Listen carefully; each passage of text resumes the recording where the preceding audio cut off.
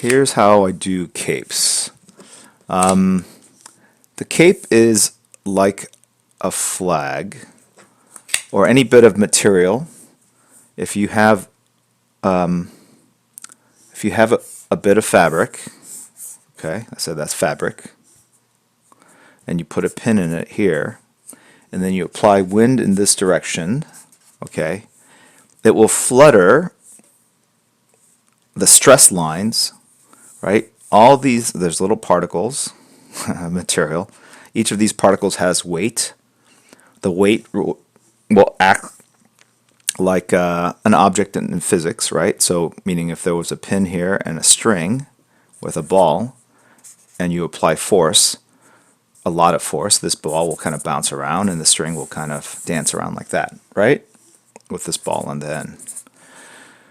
This cape, this sheet of fabric, has lots of little tiny balls connected to other little particles that basically create, it's the same concept, right? Little bits of fabric tied to all these little dots. And when you apply force, all these dots dance around, but they're all connected to that pin over there. This is important because people go, well, I just want you to understand why these lines go back towards this point up here. And it's because all these objects are connected to the one static point. These are all loose, right? Okay. So if you have a quick way of doing this is because air blows randomly and objects float, kind of bounce around randomly, you don't want to do something too regular like this. I mean, you could, right? But it looks too regular. That might have been something that might have flown, no pun intended, back in the 50s. But you want something more random looking. So sometimes I just don't look and don't think about it and just throw a kind of random squibble like that, right? Draw your point here and then just connect up the top parts of these lines. Okay. So this is a bit of fabric that has a ton of wind applying against it, and so you've got these crazy forces. And to make it three-dimensional, we can put a shadow here and there, right? Got it?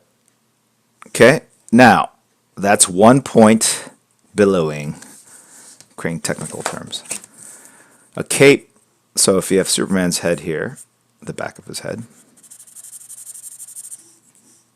here's his neck, his chin. He's actually got 2 points where the cape is attached. So if you do the cape, the random squibble like that, the edges go like this, and the force line can go either one. It's going to vary depending on the randomness of the wind. So it could go like this, or it could go like this, or it could do both. But let's just go ahead and do that.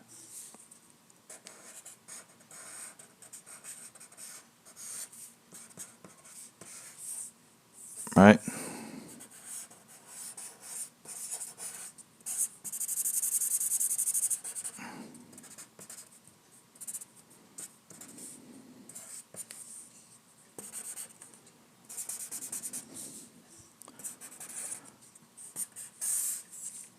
And a lot of times the ends kind of fold in or out, right? They fold back on it. Do you guys all understand? Dun, dun, dun, dun. I don't even know the theme song. That's some old school animation right there, dude. All right? Okay.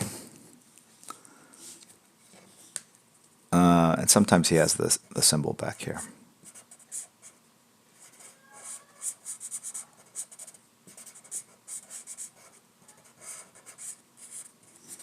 Okay. Turbulence. Light speed. All right. Okay. Yeah, I was doing the Indiana Jones theme song, I think. Yeah, I'm not really a musician type. How important is it to conform the sign to the cape? You can. I don't try to conform things too much to the underlying musculature, like so, like the Superman symbol I put on the chest. Some people have it where the S kind of folds in the middle, but I kind of like to pad that valley in between the pecs so it's flat, so it reads as a symbol and not as a bit of costume that's form fitting across the chest.